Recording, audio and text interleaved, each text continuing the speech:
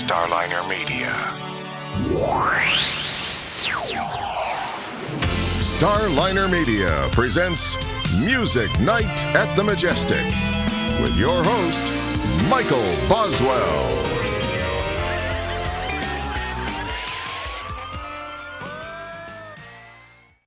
All right, it's time once again for Music Night at the Majestic, and with us, Ron Poulsen from Pangaea. Ron, welcome to the show. Thank you. Thank you very much for having me. Well, you say that now, Ron. You may feel differently once we wrap this thing up. I hope not. You and me both. I'll tell you, we often say on the show, every musician's journey starts somewhere. Where was that somewhere for you? Oh man. Well, going back to grade school, I guess I started playing trumpet because my dad played trumpet, and about high school, I guess, my uncle sent me a bass guitar, and my actual into this kind of music started. My neighbor, a friend of mine, Mike, had the Kiss Destroyer album, and his mom wouldn't let him keep it because the artwork. So he gave it to me, and I put that on, and I heard the start of Detroit Rock City with the car crash and everything, and I knew that was it, and I thought I was going to be Ace Frehley. And my dad was like, "Well, if you want a guitar, you're going to save your money." So I refereed soccer at the time. I saved up $200 and I bought a Les Paul copy of a Hondo, and I thought I was Ace Frehley, but that's how it all kind of started. Tell me this: were you a big record buyer collector as a kid? Yeah, Kiss. We were joking the other day. I had the double Village People album before I realized, anything. I just thought it was cool. I didn't. And then my dad sat me down and explained the whole thing to me. And oh, okay. So, but yeah, I like double Beatles albums, and my parents had a lot of records. My mom and dad had tons of records. So yeah, kind of in the beginning. But I guess my generation is more cassette and then CD. CDs are getting harder to find now, but CDs were like my era. Hmm. Yeah. Do you remember what the first CD you bought was? Oh man. No, I know for a fact the first cassette I ever got was the very first Journey album, and then it's kind of weird how I remember this. I got Men at Work, Business as Usual, and then I got the Def Leppard album when it came out with Photograph, and that big that big album when it came out. I Hmm. got those on cassette. Uh, the first CD, I don't really know what the first CDs was, but I would have to venture it's probably some Kiss, because I had everything Kiss made on CD ever. Yeah, I had a big record collection. Then, of course, I wound up, replacing, Hmm. a lot of the LPs with CD. And then, but I remember the first one I got was Buddy Holly for the original master tapes.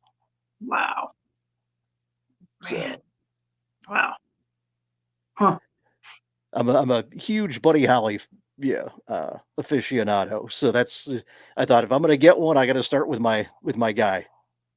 Yeah, my CD collection right now isn't real big, and it's all prog. Basically it's Asia, and Pink Floyd and King Crimson and stuff like that. So it's not. Hmm. I don't really have. I used to have a lot, and it was very very broad with different kinds of music. But anymore, I just listen to the music on my phone. I don't listen to it on. I don't listen to Uh huh. CDs. My car's old enough; it still has a CD player, but very rarely. When I'm in my car, I really don't listen to music. Because I listen to music so much the rest of the time, I usually don't even have the radio on. I just like it quiet. So it's kind of strange the way things have changed over time a little bit. Yeah. The I carry so much music on my phone that Hmm. uh, no matter where I am, as long as I've got Bluetooth to connect to, You're I'm good. covered. Yeah, You know. yeah. However, I miss the sound quality. of, direct as opposed to what you lose in the compression of MP3s and then what you lose in the Bluetooth connection and what have you. Mhm. You know what? We actually we we've been asked so many times recently to print vinyl that actually, uh-oh, did I lose you? Nope. Oh, your video. Oh, there you are. There we are. Um, yeah, we actually, I think 2 weeks ago, sent it off to the presses to have Beowulf printed in vinyl. So we'll have vinyl here real soon. We're getting a lot of requests Nice. for it. Yeah, I think the prog guys really, they want vinyl. So are the classic rock guys. Exactly. Yeah. Yeah. Well, there's pros and cons to everything, but Hmm. there's something about that physical interaction of Hmm. taking out the vinyl, putting it on the turntable, setting the arm down, you know, uh, plus When you you get all the liner notes, exactly. and the artwork. The artwork, you're not looking at something, 4 by 4, on a CD. When when you open Kiss Alive too, and you can actually feel the fire from the picture inside, that kind of stuff. Yeah, yeah, yeah. Exactly. Yep, Exactly. So, yep. so now Pangea has been together now for 35 years. How did you guys come So, together? so we we've actually known each other before music a little bit, and I guess I'm so old that I kind of forgot this story, and Corey had to remind me of it. But we were we actually played soccer together before we were in a band together. We played on a soccer team, and Andy I've known since Andy was in junior high. So I've known the Shank brothers forever. So like I said, Corey and I had a computer class in high school together, and he's like, "I'm putting a band together." My uncle had sent me the bass, and I was like, well, "I guess I'm your bass player."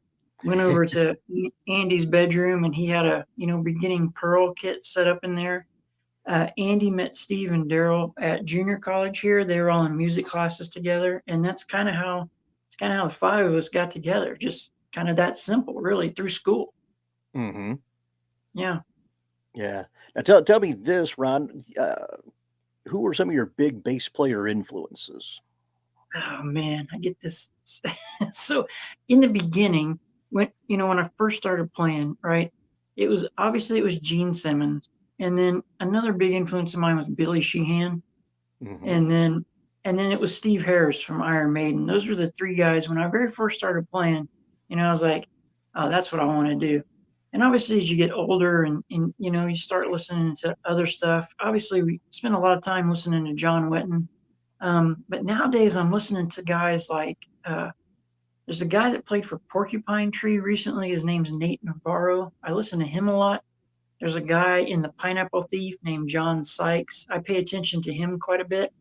Um, I like those guys a lot and what they're doing. Nick Beggs, who actually played with Kajagoogoo, but then he played with Steven Wilson in Porcupine Tree as well. He's amazing, and if you think of him as just like Kajagoogoo, you don't realize how good he is and how good of a player he is. So I like John Mayung from Dream Theater. I'm kind of a big Dream Theater nerd, and Hmm. anybody that's in Pink Floyd, like Guy Pratt. I really like Guy Pratt a lot. So just that, yeah. I mean, I could go on all day talking about bass players, but that's probably the highlight. Well, you mentioned Pink Floyd. You Yeah. guys, played on the tribute album, Signs of Life. Mhm. How did you guys wind up, being involved in that project? Technically, it, I was not in the band at that time, believe it or not, on that album. So we've had various incarnations of the band over the years, and since how you brought that up, uh, like Steve and I, the singer and I, we both at points kind of weren't in the band.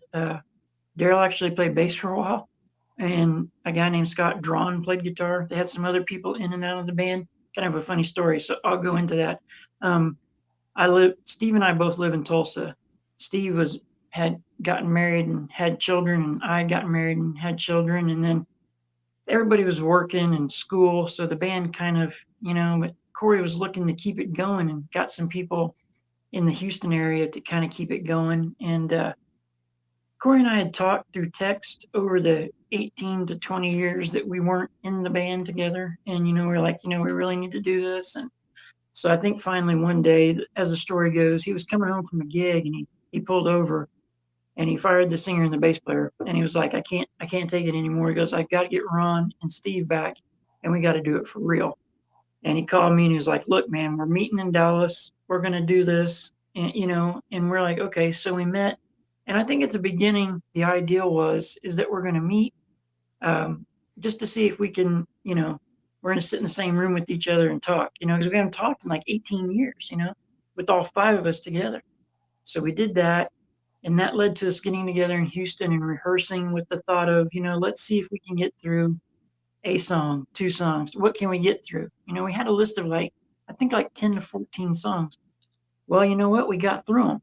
And then we kind of were like, okay. And it was like, well, let's see if we can play live, So, okay, we'll keep rehearsing. We'll play.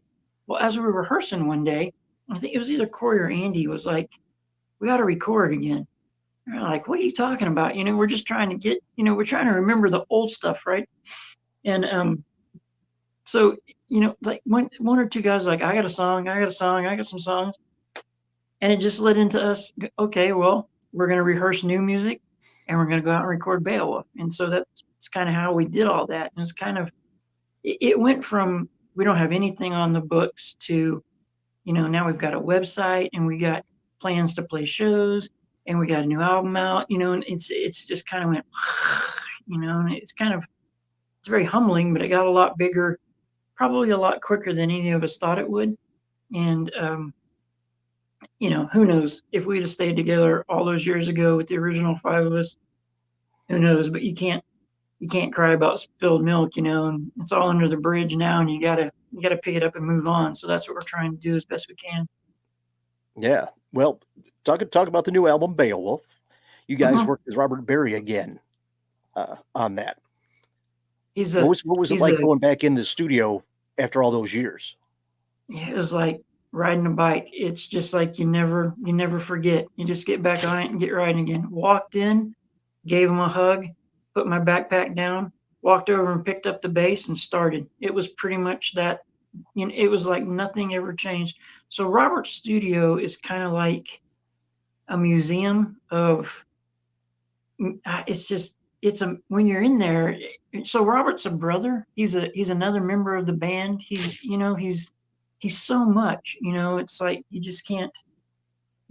I can't talk enough about how, he can read you in like 2 seconds and he knows more about you than you'll ever know about you. I mean, he's a very good read of character and incredible musician. Like he'll run out there and go, Andy, give me the sticks, play this, or he'll turn around while Corey's playing the keyboard and he'll be like, play this, or he'll, give me the bass, play this here. And, it's just stuff like that. And on the first album, when we went out, I'll tell you, the very first time we went out there, we had recorded a 4-song demo here in Tulsa under the name Arctica, a little EP, and one of our friends sent it to Robert, and Robert actually called us. Now, we're big fans of 3, right? So we're all freaking out. Robert Berry called us. We're us prog nerds. We're all geeking out, right? It's like, so Robert was like, hey, come out here, spend 3 or 4 days with me. We'll take these songs apart. We'll put them back together.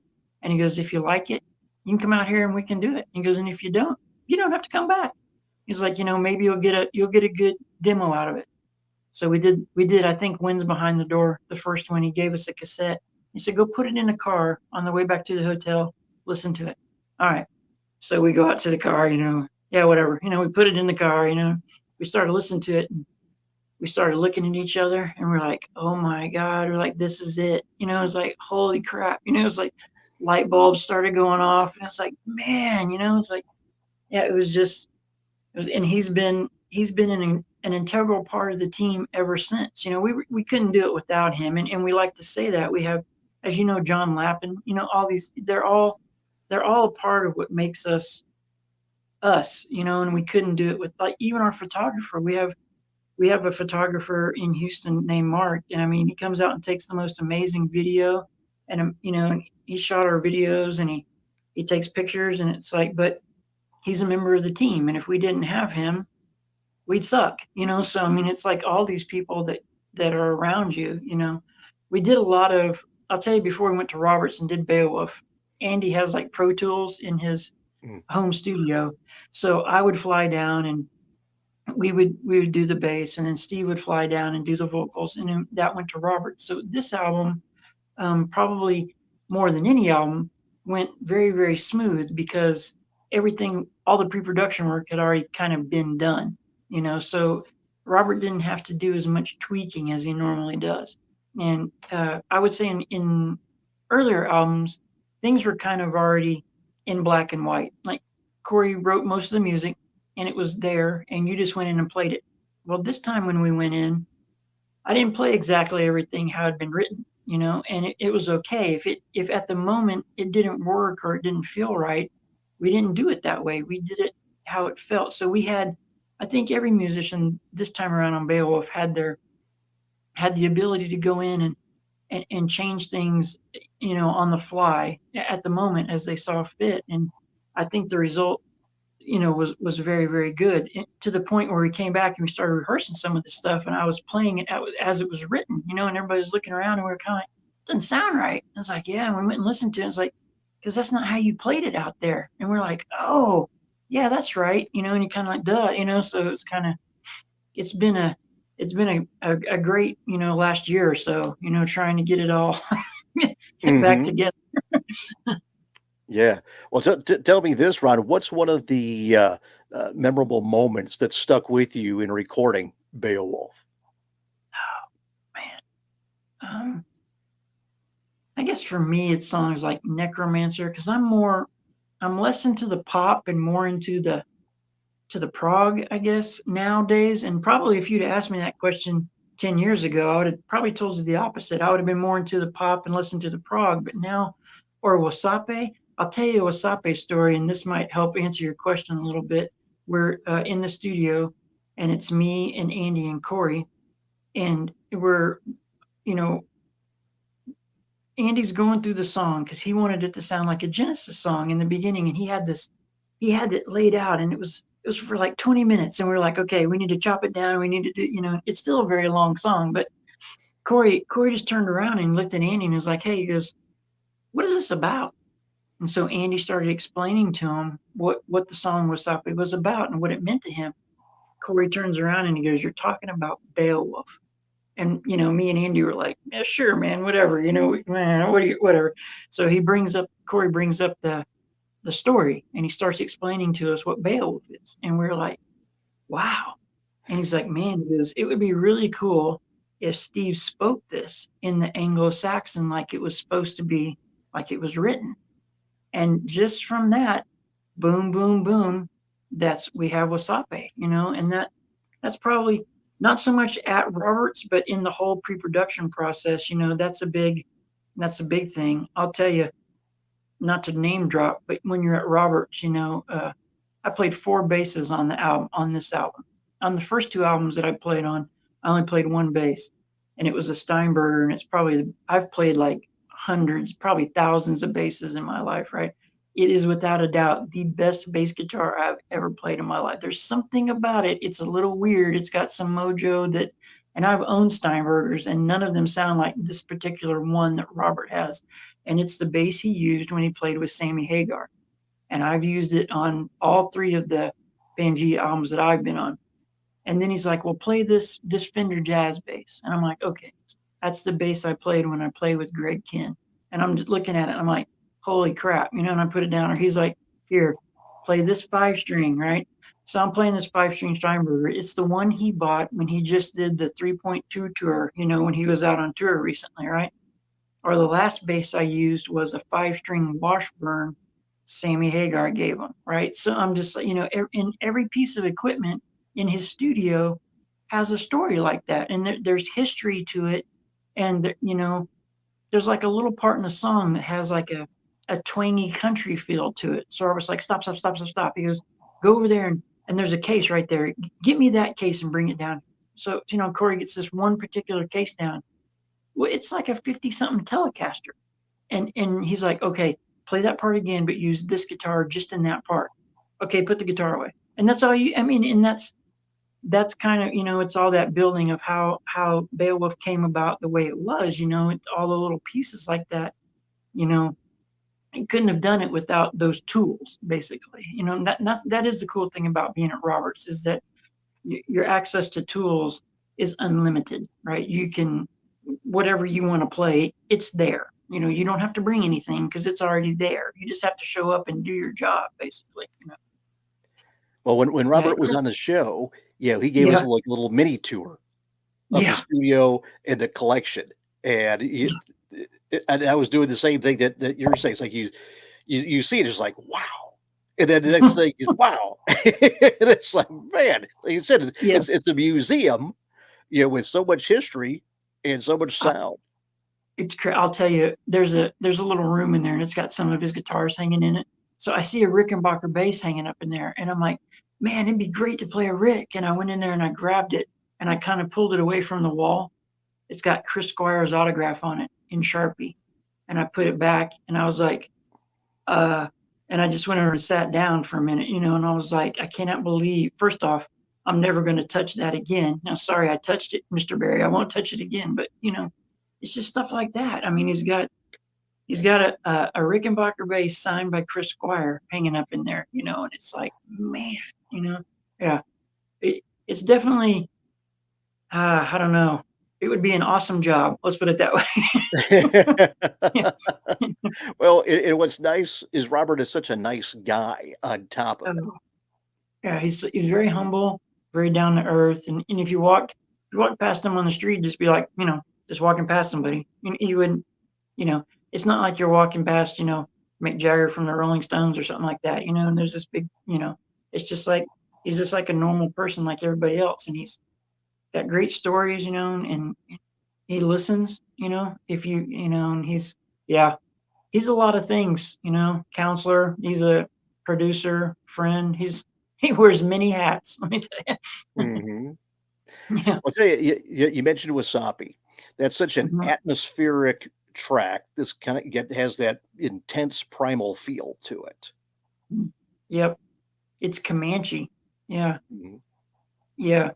That's all Andy. If you look at every one of our CDs, there's some kind of drum track on there that's inspired by uh, usually something that has to do with like the Native Americans in Texas, and that's so kind of where it all comes from. And obviously, he can speak more to that than I can, but it's kind of, to me, it's kind of funny because in the beginning he wanted it to sound like Genesis, and then that from that to where we came to, I don't necessarily think it sounds like Genesis, but it's funny to think that the whole beginning of that whole song was this continuous piece that he had that was like 20 minutes long, that we knocked down to what you hear on the album today, with some Anglo-Saxon spoken word of Beowulf in it, you know, and some Comanche in it too, with all, like you said, the whole tribal thing. Yeah, it's a big moment, and it's getting talked about a lot, and it's really cool, and it's getting airplay.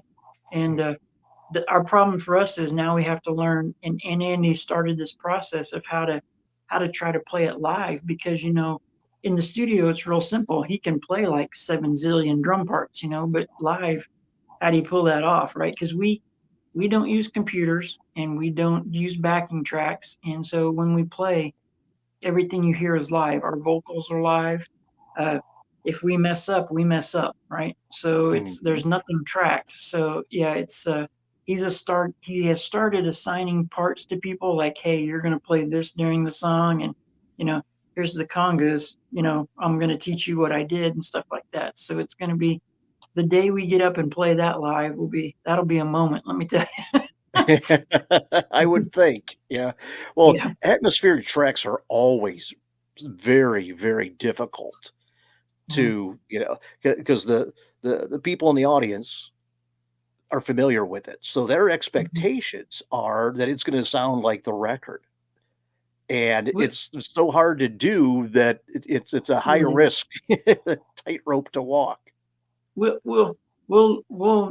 do the the best representation of it, is physically possible. I don't know if you know, but we have 6 guys in the band. So there's the 5 of us. And then we, as soon as we got back from Roberts and we started rehearsing, we realized pretty quickly that there's a lot of keyboards on the album and there's a lot of guitars on the album that, we just can't pull off. And as I mentioned before, there's a guy in the band named Scott Drawn, he's another brother, and he's a great musician. So, it was like, hey, we all were like, look, we need to ask Scott if he'd want to come back, and play with the 5 of us, because he can play keyboards, he plays acoustic and electric guitars, and he sings backups. So he's all in, we've done 2 live shows. We did a show at a art festival in Beaumont, Texas, where Scott actually lives.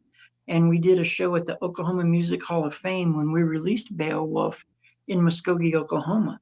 And we had really good, we were kind of nervous, I'll tell you, because we knew that we were either going to fall flat on our face or we were going to do okay, and so fortunately, knock on wood, we did okay on both shows. We had a crowd of older high school, younger college age kids, and they were like, man, they're either going to say we suck and they're going to walk, or they're going to stand right there and stare at us. And fortunately, they all stood right there and they're like, whoa, what is going on, kind of a thing. We started playing, and there's the kids that are standing in front of Daryl just watching him play guitar all night, and there's the guys that were standing in front of Andy just watching him drum all night. And they wanted to talk to us before the show, and after the show they were all wanting to talk to us, about gear and the music. And it was like, it was good, it was because it could have been a train wreck, but unfortunately it wasn't, and it felt really good. And we talked about it, and we kind of really feel like with the way things are right now, they're being forced a certain thing and being told you have to listen to this, they're being, I don't want to name any names, but it's like Taylor Swift down your throat all the time. You got to listen to this. This is mainstream media. And we kind of think that, or we hope that, because we kind of always say that we're that little mix between like maybe Asian Pink Floyd, because we try to go for that mainstream stuff, but be a little weird, and have that stuff where a musician or a music aficionado would be like, oh, they hear the little Asia quirk in it or something like that, And I think that the kids today, I call them kids because my kids are that age, and I think they're looking for that, and they're kind of starved for something that's new and not like what you're being told you have to listen to. We hope. Well, I look at it like this. Yeah, the people of that age who are really into music, not like what you said, not your corporate stuff that is basically force fed through TV and radio, but are into music. When they hear something, and you can hear the difference between the formula corporate stuff and, I'll say organic for lack of a better description. Yeah. And those people will gravitate to, they know it when they may not know it immediately, but your musical instincts will tell you, hey, you know what, this is not the same as that other stuff. That stuff leaves me feeling empty. Right. There's something to this. So that's like I talk to a lot of people our age, and they're like, they haven't listened to new stuff for the most part in years. And like, yeah, there's nothing good out there. I was like, no, there's a lot of great stuff out there. However, it's no longer delivered to you on the radio or whatever. Right. You have to put forth the effort to find it. There's a lot of great stuff that you would like if but nobody's going to bring it to you. The good thing now is the internet. It's like, so in the beginning, Andy and I were stuffing like CDs and cassette tapes in envelopes and going to the post office once a week with these huge boxes full of that and mailing them out all the time.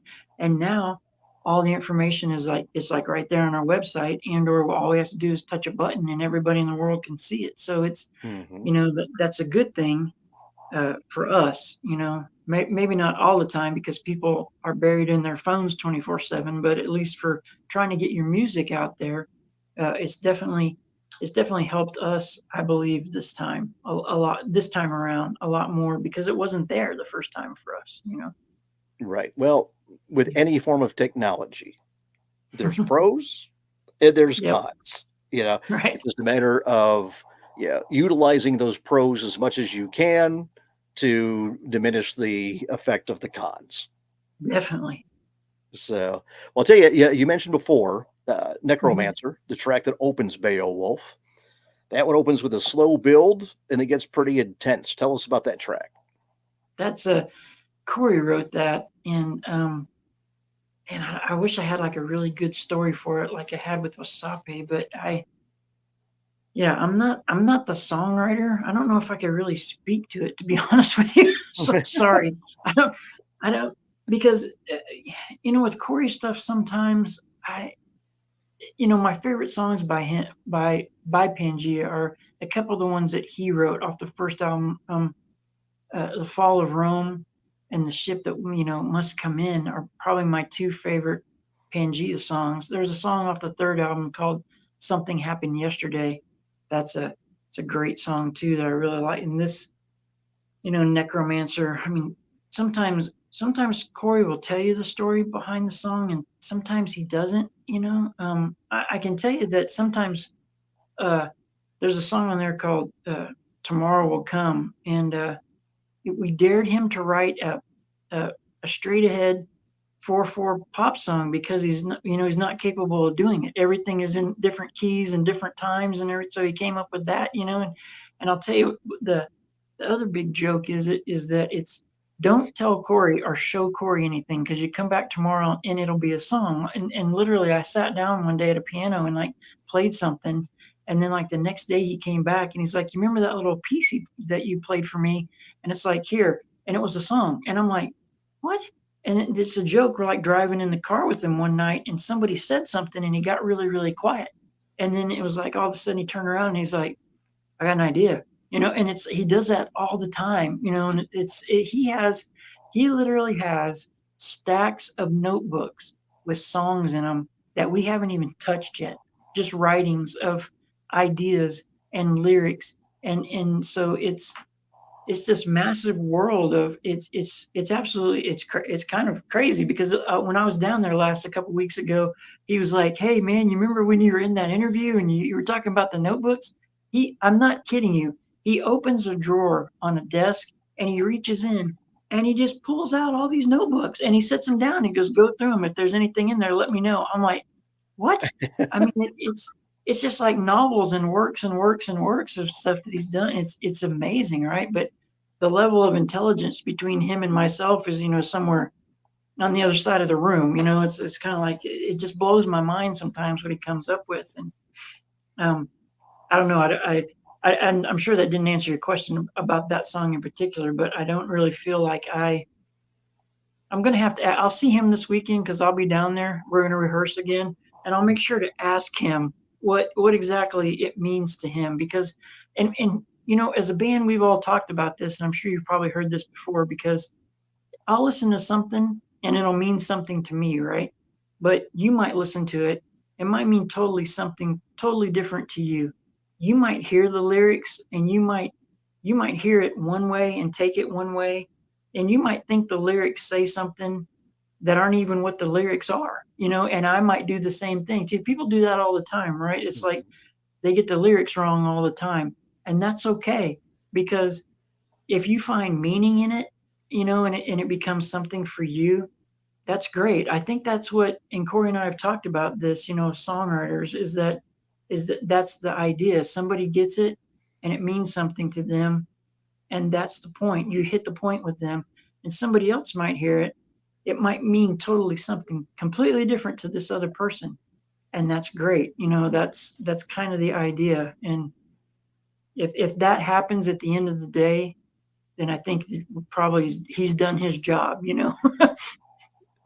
Exactly. Well, you mentioned Yeah. Tomorrow Will Come, Yeah. which follows Wasapi on the album. I really like the tone on Oh, that yeah. intro. Wow. Thanks. Yeah.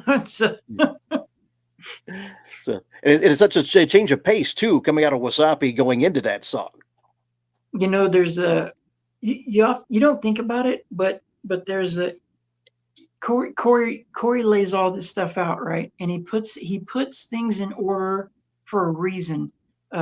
With key, with like, okay, we're gonna do this, and then we're gonna do this, and then we're gonna do this, and then we're gonna do this. So all that, believe it or not, it is thought out and it is put in place for a reason, and it's all done by Corey. And he's got, you know, uh, Beowulf, Pangaea, 7 letters, 7 songs on the album. If you start looking, and it's like it's like I said earlier. I mean, he's already got it all. He's got the ideas, and if you just put the stuff in front of him and leave him alone and come back in a little bit, it'll come out like that. So, you gotta like it. Yeah, it's great. It's amazing. Yeah. Well, you mentioned before about the keyboards. Now, Show Me the Way, the second track, has got that piano intro. And then you go from the piano intro into like a classic rock kind of track. Yeah. Oh, Corey. See, Corey originally played guitar. And then our original keyboard player, Keith Tinker, obviously, so Corey, I don't know if you know, but Corey has his degrees in music, and he is actually a professor at a college in Texas. He teaches music. And so, for all of us people that can barely find the note, if we have a question or need something, it's real easy. I just turn around and go, "Hey, what am I doing?" And he explains it to you and stuff like that. So Corey, he stepped up, and when the call came, he's like, "Okay, I won't play the guitar. I'll play the keyboards," and it was like, wow, so it was I feel like it was kind of big for him to do, because I think like in the back, he kind of feels like he still wants to play guitar, and very, very accomplished guitarist. He actually played guitar on the album. A lot of it's Corey, so shout out to him there too, yeah, I don't know, musical prodigy is the word or something, but I mean, it's amazing to watch him work, if you know what I mean. And it's pretty humbling, and I'm very blessed just to kind of stand in the shadows of it and be part of the team, to be honest with you. Yeah. Yeah. I'll tell you, I mentioned before about the atmospheric production on Wasapi. You close the album with A Month of Sundays, which has got a unique sound to it. How did that come about? It's it's that same thing. It's like, here's some lyrics, and Corey starts playing something.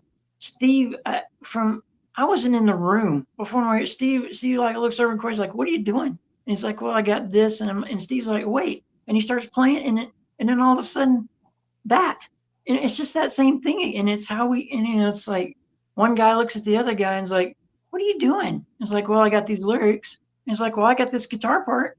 Bam, and that's how you get that song, and it's, I don't know. I mean, chemistry, whatever you call it, but it kind of is, if it's not, and Corey already said that, if it's not the 5 of us, and it kind of relates back to what I said earlier, where he kind of pulled over and fired the 2 guys and called Steve and I, it doesn't work, right? So it's to that, I've kind of hit on it a couple of times, but I'm not the greatest bass player. I'm not the best musician in the room, right? But if I'm not there playing the bass, it doesn't sound the same, right? If Steve's not there singing, it doesn't sound the same, right? We couldn't, if it wasn't the way it is with the 5 or 6 of us in the room doing things the way we do it now, and somebody else was doing, because Daryl played bass for a while, it doesn't work. It just doesn't work. It's not the same if all of us aren't there and aren't in our positions, and then, are in our places. And when we are, it becomes Pangaea. And when we're not, it's kind of a littler version of that, Mm-hmm. Yeah. Well, there's something to be said for chemistry. It is, and we're all brothers. And somebody asked me the other day, how we all get along, and it's like, we grew up, and we had a lot of things happen in life: families, kids, jobs, school, everything. And at the end of the day, we're all we're all pretty good friends. We're all pretty close. And, everybody wants these, you guys get in the studio and like throw guitars at each other and cymbals and punch each other out and all. And it's like, no, not really. We're kind of in it for the music now, and at the end of the day, none of us expect to be gigantic, huge, massive stars. None of us think tomorrow we're going to wake up and be the Rolling Stones or U2 or anything like that. But the idea is if we could do this for a living and feed our families and tour around the country or the world, and just play for people, maybe even in small theaters, because we've had some pretty good success with playing in local, 5 to 2,000 seat arena kind of things, and just do that every night. And like we talked about a little earlier, maybe hit those people that, hear something in this music and grab them.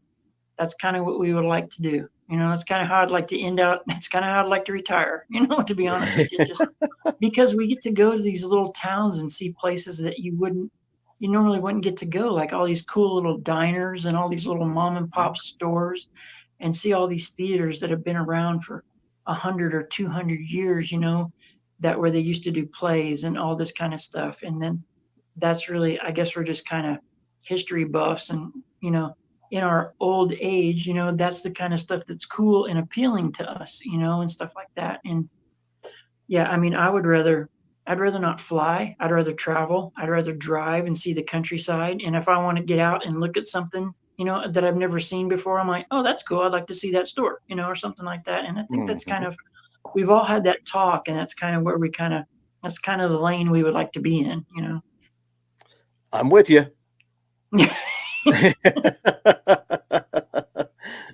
The Majestic Theater was it's like 114 years old or something, 112 years old now. So I'm with you on that old stuff. Yeah. So I'll tell you what, Ron, that's like a perfect note to wrap this one up on. Is there anything else that you want to make sure that we touch on before we wrap it up here? No, I just thank you so much for your time. We really, really appreciate it. Oh, not a problem. I'll tell you what, we've had the social media stuff. We got the Facebook page, the website so folks can find you guys and get all the info on Beowulf. So everybody, go check it out. That said, Ron, thanks for taking the time to join us here on Music Night at the Majestic. Thank you. Thank you very much for your time. I appreciate it. No problem. Everybody, have a good night.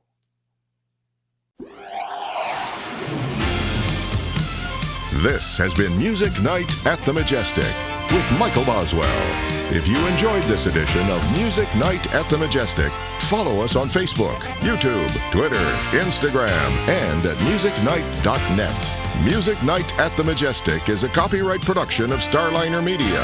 Any use of the accounts and descriptions of this program, its audio or visual content, without the express written consent of Starliner Media is prohibited.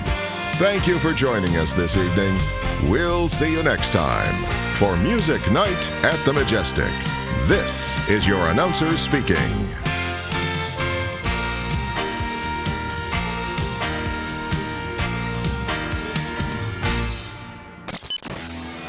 Starliner Media.